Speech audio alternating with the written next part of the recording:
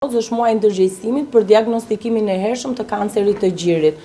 Por fushata ndërgjegjësuese nuk bëhen vetëm gjatë muajit tetor, tashmë ndërgjegjësimi është rritur dhe për gjatë gjithë vitit është vënë një fokus më i shtuar në kancerin e gjirit.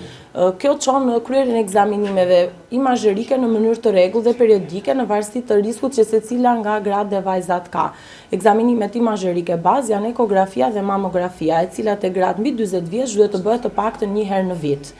Kanceri i gjirit është sëmundja më e shpesh në grumoshën 50 deri në 70 vjeç, por fatkeqësisht vjet re një rritje e numrit të rasteve dhe në moshat më të vogla, nga mosha 40 vjeç, por në raste më të rralla kemi dhe në mosha më të vogla.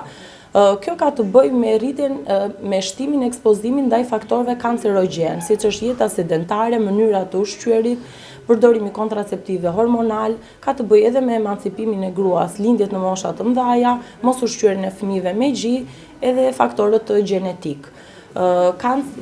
Vjet re gjithashtu një rritje e numrit të përgjithshëm të sëmundjeve maligne, jo vetëm e kancerit të gjirit. Në Spitalin e Fierit për gjatë muajit tetor, ekzaminimi mamografik ofrohet falas pa sistem referimi nga mjeku i familjes në një fashë orare më të zgjatur se ditët e tjera.